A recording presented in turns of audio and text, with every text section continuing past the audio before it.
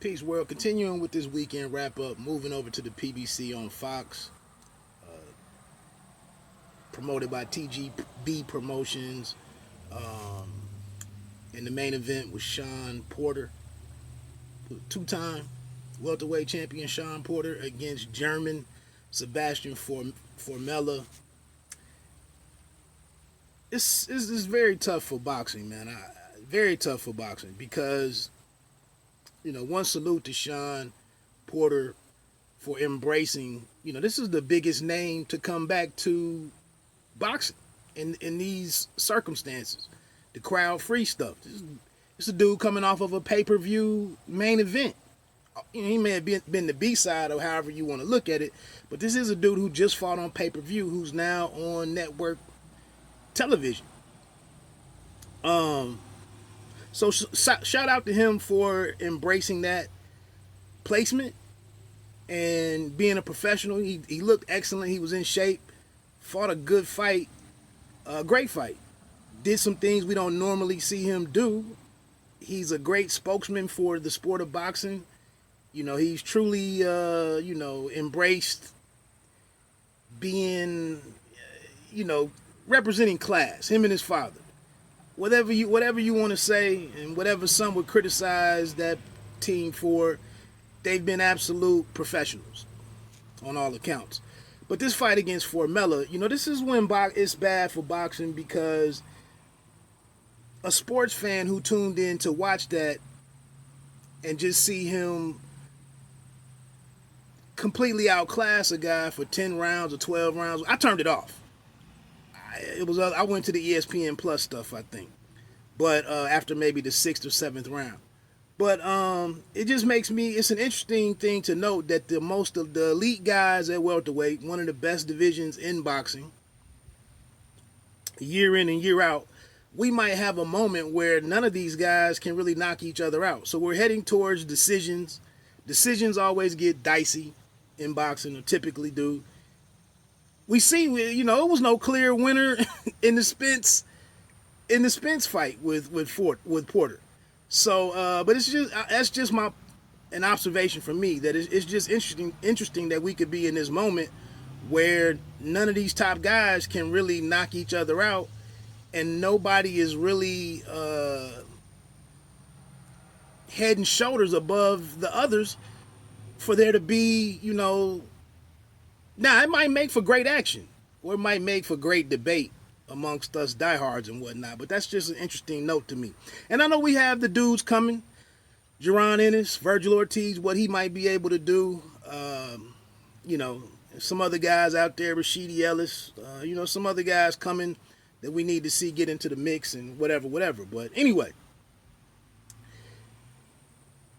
the Nathaniel Gallimore and Sebastian Fundora fight, or flip that around, I got a little history with Gallimore. He's been on my live stream a couple times. Had the big knockout of a local fighter from around my way in Chris Porter. I'm sorry. I'm thinking about Deloach. I would edit this, but I don't have time. No, Gallimore took out Deloach. Anyway, and then was soundly defeated by J-Rock when J-Rock was bouncing back to go on and grab his titles, and then just completely outclassed by Erickson Lubin. Spent some time in camp with Lubin. He left John Pullman to go back to George Hernandez and change and train in Chicago along with his partner in crime, Joshua Greer Jr. I asked Gallimore a question in the press conference, or in the e-conference last week. Would he use his jab more? This being a taller fighter, would you use that? That's been the knock against him. No jab to set up his power punches. And he came out here and laid a dud. He left the ring on a stretcher. Supposedly, I saw George Hernandez come out on Facebook and say that he sustained a serious ankle injury in the second round. Maybe that's legit. George didn't allow any comments to be made on that post. But the optics are just horrible. Like it really might be over with for him. I mean, seriously, to sit there and get.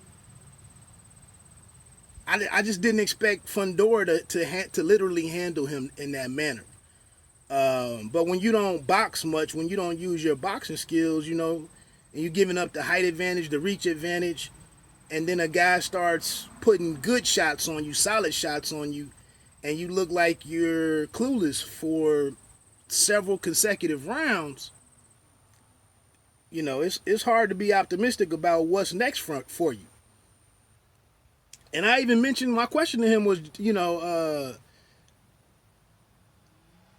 a costly later adjustment or late, a poor understanding, communication in the Greer Jr. fight against Mike Plania, which cost Greer Jr. that fight, getting the 2 knockdowns, trying to fight outside. He moved inside and had some more success, a different looking fight at least.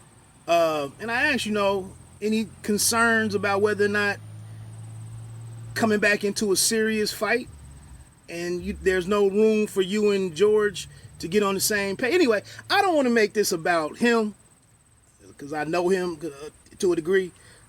Phenomenal win for Fundora. The only thing is, I would be hesitant to not get out over your skis with, let me get Tony Harrison, or something. Just throwing a name out there. Somebody is going to use those long limbs and that height advantage. Somebody in that long body, somebody's going to take advantage of him fighting in the wrong place too much or too soon, too early in a fight. Somebody's going to be able to counter some of that. So, but I love his ambition. And like I said, man, he went out here and took apart a named guy. The kid, Joey Spencer against West. I like what I saw defensively, for Spencer, and he communicated some things well in terms of being able to take a look at his career, where he was, and maybe try to make some adjustments as a fighter and redefine himself as a fighter, focus on some different things, and to get back to the basics, add some other wrinkles. So I like that he took a look at himself. This MMA guy that he fought, we'll see. But, anybody that can step back and pull things together based on where he was going and how he was being pushed. He's not a kid that can just go fight in club shows or, he can't go get better in private. He is where he is, and he has to keep moving forward. So to do that in the manner that he's trying to do it with the, rethinking things, I'm just rooting for him to execute it. So that's it for the PBC on Fox card. Good win for, and you got to think the names that Sean Porter just came off of. It's a good moment for him to have a Formella to fight and to work on some of the things. I asked him if he would do some things differently, keeping him in mind that he'll have to go back to some of those same guys if he, when he gets back into the championship picture and can talk about getting, dates with those guys. He's going to have to do some things differently to get decisions against those guys because, like I said, he can't knock those guys out in all likelihood. So how do you make it 7-5 in your favor? How do you get to 8-4 in your favor? That's a tough thing to do. Hey, my name is Wood. Check out I did not do a recap on that fight, but check out, some of the write-ups over at www.bitedownboxing.com. Don't let them count you out. Pay me no mind. You don't have to be great to start, but you have to start to be great. Peace.